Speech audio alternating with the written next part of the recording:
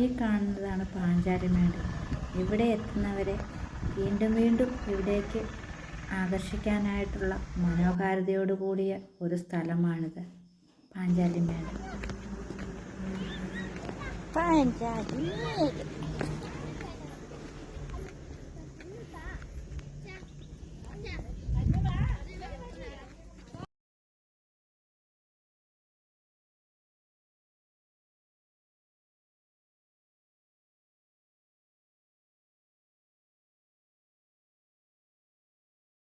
എല്ലാം അതിമനോഹരം എന്ന് പറയുന്നതിൽ ഒരതിശയോക്തിയുമില്ല.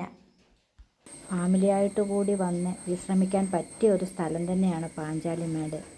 ഞാനിപ്പോൾ വിചാരിക്കുന്നു സമയം കിട്ടുമ്പോഴൊക്കെ ഇവിടെ എത്തണമെന്ന്. ജോലിക്കായി പ്രത്യേകം നിയോഗിച്ച ആളുകളും ഇവിടെയുണ്ട്.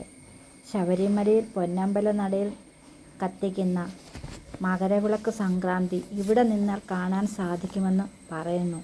ഇവിടെ ആ സമയത്തെ അയ്യപ്പന്മാരുടെ തിരക്കും ഉണ്ടെന്നും പറയപ്പെടുന്നു. ഇതിൻ്റെ മുകളിലേക്ക് കയറി ചെല്ലുമ്പോൾ കുറച്ച് കുരിശുകൾ കാണാൻ സാധിക്കുന്നുണ്ട്. 13 കുരിശുകൾ ഏകദേശമുണ്ട്.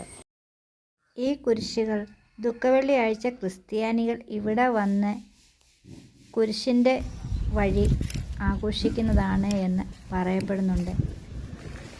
ആ കുരിശിൻ്റെ ഏറ്റവും അറ്റത്തായിട്ട് ഒരു ബെഞ്ച് പോലെ എന്തെങ്കിലും സാധനങ്ങളോ എന്തെങ്കിലും വെച്ചിട്ട് പ്രാർത്ഥിക്കാനോ എന്തെങ്കിലും ആയിരിക്കും അങ്ങനെ ഉദ്ദേശിച്ച് അവർ പണി കഴിപ്പിച്ചിട്ടുള്ള ഒരു ബെഞ്ചും അവിടെ കാണുന്നുണ്ട്. ഈ കുരിശിൻ്റെ ഓരോന്നിൻ്റെയും ചുവട്ടിൽ നിന്ന് പ്രാർത്ഥിച്ചിട്ടാണ് ഇവർ മുകളിലേക്ക് കയറി പോകുന്നത് എന്നാണ് പറയപ്പെടുന്നത്. 13 കുരിശോളം ഇവിടെ കാണാനായിട്ട് സാധിക്കുന്നുമുണ്ട്. അത്യാവശ്യം നമുക്ക് വെള്ളമോ സ്നാക്സോ ജ്യൂസോ ഒക്കെ വാങ്ങിക്കാൻ പറ്റിയ കടയും ഇവിടെയുണ്ട്.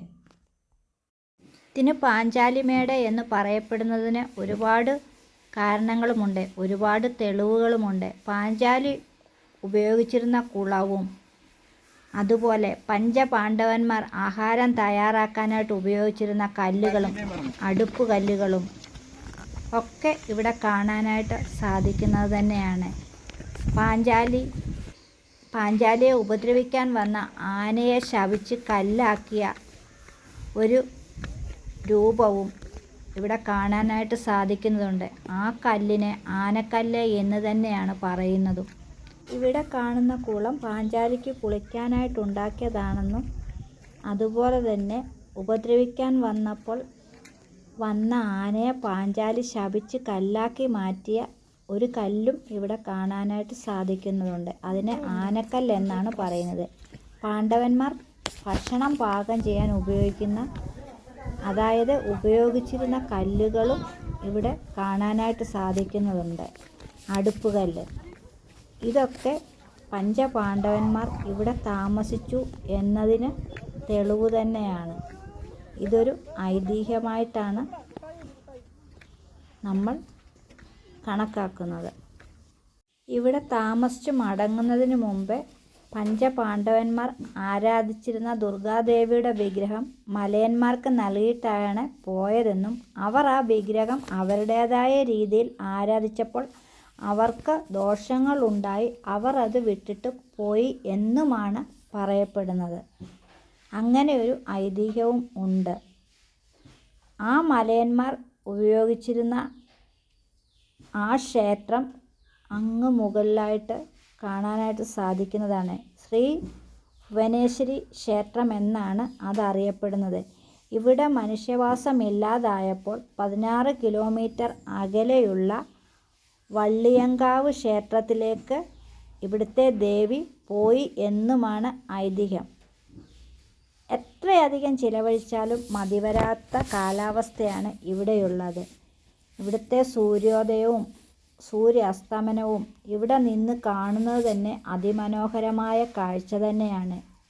ദ്വാപരയുഗത്തോളം പഴക്കമുള്ള കഥകളുടെ നാടാണ് ഇതെന്ന് പറയപ്പെടുന്നു. ആകാശവും മരങ്ങളും എവിടെ അതിരിടുന്നു എന്നുപോലും പറയാൻ സാധിക്കാത്ത രീതിയിലുള്ള അന്തരീക്ഷമാണ് ഇവിടെയുള്ളത്.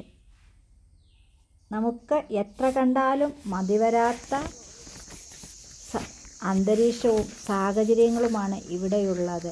ഇവിടെ ഫാമിലിക്ക് വന്നും വിശ്രമിക്കാനായിട്ടുള്ള സൗകര്യം ഉണ്ട്. നമ്മളെ എപ്പോഴും ഇവിടേക്ക് ആകർഷിക്കുന്ന രീതിയിലുള്ള അന്തരീക്ഷവും. പണ്ടാരോ കേരളം ദൈവത്തിൻ്റെ നാട് എന്ന് പറഞ്ഞതിൽ ഒരു അതിശയോക്തിയുമില്ല. പക്ഷേ ഇപ്പോൾ അങ്ങനെ പറയാൻ സാധിക്കുകയില്ല. കാരണം ഇതുപോലുള്ള നല്ല നല്ല മനോഹരമായ പ്രദേശങ്ങൾ വെട്ടി നിരപ്പാക്കി മനുഷ്യനിർമ്മിതമായ കെട്ടിടങ്ങളും മനുഷ്യവാസയോഗ്യമാക്കുകയും ചെയ്യുകയാണ് പതിവ്. അതുകൊണ്ട് ഇനിയുള്ള കാലം കേരളം സ്വർഗമാണ്, കേരളം ദൈവത്തിൻ്റെ നാട് എന്ന് പറയുന്നതിൽ ഒരു കാര്യവുമില്ല.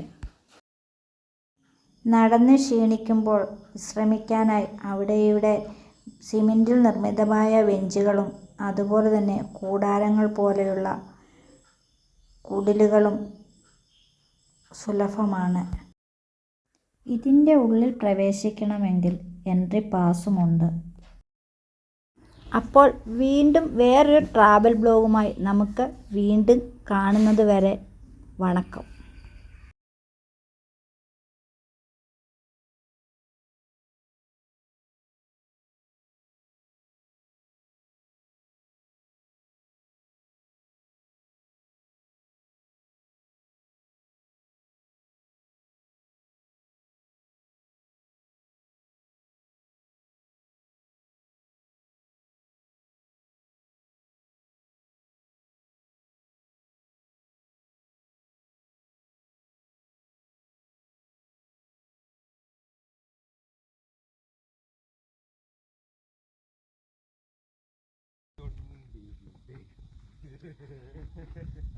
ഒരു 1000 രാത്രി താഴെ ഇറങ്ങി